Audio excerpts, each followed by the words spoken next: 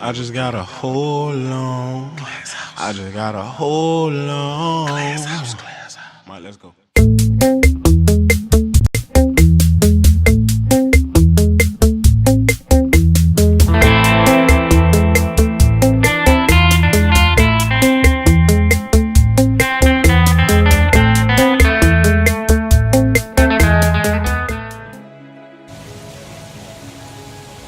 Well, I didn't get a chance to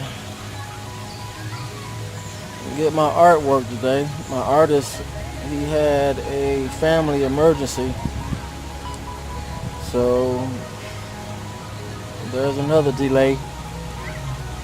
But just like I said, sometimes no matter how much you plan, when you outsourcing, you can't control when things can get done, and sometimes you can't rely on other people. You might have to move on to somebody else. But he has a family emergency, so now that's going to delay me for a whole another week. Because I was really hoping to get my artwork today. Tomorrow, go in early to my graphics guy. Don't know if he has the time, but I'm hoping he would have had the time, because I leave town tomorrow. So I'll be leaving town somewhere around 1 or 2 o'clock. I was hoping to get down to my graphics guy he opens up at 9, so by 9:30. And I was hoping maybe 2 or 3 hours and just knock it out the way, right? So that won't happen until next week. Next week. So I decided to go exercising. I guess I'll go to the barbershop tomorrow. Every once in a while I exercise. I try to exercise at least 2 times a week. I used to jog, but the older you get, you're more worried about getting hurt and falling down, twisting the ankle. So I exercise by walking, and not no speed walking, because everybody be passing me. I don't know how they be walking so damn fast. I don't understand that. I mean, I feel like I be speed walking, but they just be cruising right on by me. I don't know what's going on. And then if you start running and exercising, you must run and twist the ankle, fall down and twist your wrist. God, last thing you want to do is hurt your autograph hand. So you got to have a cold autograph. And I got one. I promise you, I got me a cold autograph. People see my autograph, they be like, whoa, what the? I don't know what it is, but it's beautiful. It's beautiful. I want to talk to you guys about book returns.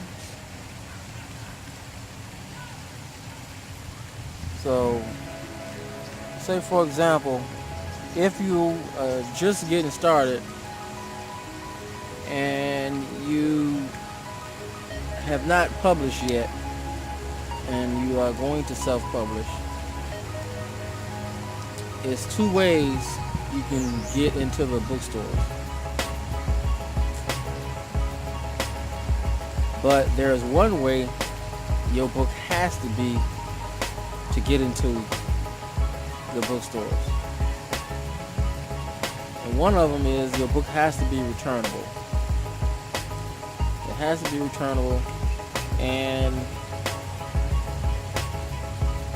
your ISBN, this is another good tip I learned. Your ISBN, see, when I first started off, I didn't buy my own ISBN. I used the free ISBN from CreateSpace. And CreateSpace.com is an affiliate of Amazon. So now, at that time, I was like, hey, it's free, why not? But in the long run, it's going to hinder you, because, say, for example, if you want to do a book signing at Costco, perhaps Safeway or Whole Foods, but I know for sure Costco. I called them up and they told me that they couldn't do a book signing with my product because I didn't own my own ISBN. Well, they didn't say that I didn't own my own ISBN. What they said was, your book is affiliated with Amazon, and Amazon is one of our biggest competitors. So that means that because it's not listed under my own Market Monster Publishing LLC, I chose to use their free ISBN, which links it with CreateSpace Publishing or CreateSpace Independent Publisher, which means that I don't own the ISBN, and because they are one of their biggest competitors, they wouldn't do a book signing. So make sure you own your own ISBN. You can get them as a group of 10. It's a group of 10 or 5. A group of 10 or 5. And they reduce the price down for you if you get it as a group. That way you'll own, and plus, you're going to need more than one ISBN. If you're a serious writer, you're going to need more than one ISBN, because you got your Kindle publishing, right? Then you have your CreateSpace. I'm going to tell you the reason I keep saying CreateSpace, and there's another one. And then you have Ingram Sparks, in which that's one of the biggest book distributors in America, and you definitely would need that to get into Barnes & Noble. Now, you can go through CreateSpace and make your book returnable through them, but your percentage won't be the same, right? So they're going to take 10 or 15% off of, because you're going through them. But if you go through Ingram Sparks, you get more of your percentage in your pocket. So you definitely want to own all of your ISBNs. That way you have more control, and each time you put a book up, you own it, and it won't be listed under a different publisher. It'll be your own, under your publisher, or your name, or however you publish your novel. Another thing I want to touch on: what is the right price for your book? Now, in the beginning, I was afraid that pricing my book too high, nobody would not buy my book because nobody know who I am, right? So I started my book off at $17, and at $17, because I was afraid that nobody would buy my book, it's very hard to make any money at $17 when you got a POD. And POD stands for print on demand, if you don't know. So at $17 at 387 pages, and they go by page count. Depends on how many pages you got, how much you build, and what profit you're gonna make. So at $17, I was only getting $1 a book, right? So, and what happened to me, everything I'm telling you guys, you should be able to avoid the mistakes I made, right? So what happened to me, I did a couple book signings. Matter of fact, I probably had done maybe 4 or 5 book signings, right? And now, once I started traveling a little further away, and gas started calculating, adding up to my pocket, well, once I started driving further away and it was costing me more money in gas and food and all that, and you add everything together, when I went down to LA for the first time, and when I came back, I sold 70 books when I was down there. And I sold 70 books. So the next week, now this is when I was doing a one-day book signing on Saturdays only.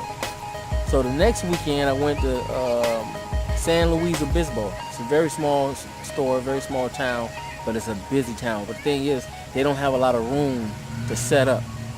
So they kind of leery on space, because I was kind of shocked how small it was when I walked in, because how it was set up. I'm like, oh my God, they wasn't lying. I'm just thinking they probably didn't want me to come down there, and we don't want you to be here long. And some stores are small. But I sold them. I told them, now that was one store I told them to order 60 books. And, I know I could sell them. Order 60. I sold 70 when I first time I went to LA. Man, on a Saturday. I said, hey, order 60 books. So I get there, and they had 25 books. 25 books, at $1 a book, it's costing me more money in gas going from one place to the next. So these things here was starting to add up. I'm like, whoa. So something got to change.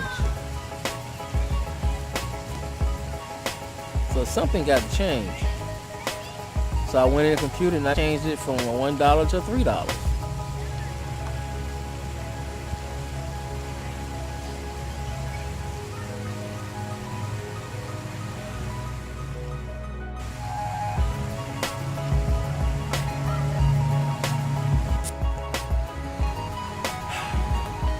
Well, my battery's starting to go dead, so I got to head back before it die on me. But, that was a good lesson, because I figured out that, hey, you know what? So let me say this before my battery go dead. So what I did was I called 7 Barnes and Nobles on the East Coast, and I asked them all, right? Do you guys check your discount rate for book signings? And they all said no. So that told me that now some of them do, right? Some of them do check them, but most of them don't. Some stores will waive that policy, and some of them won't. So you got to go in and figure out. If they don't mention it to you, then you don't say nothing. But if they mention it to you, it's a good chance they're not going to allow you to come in and do a book signing, right? So you just, if they don't mention it, you don't mention it. My battery going dead. I'm going to go ahead and hit you guys a little later. I'm tired as hell, too. Tired as hell.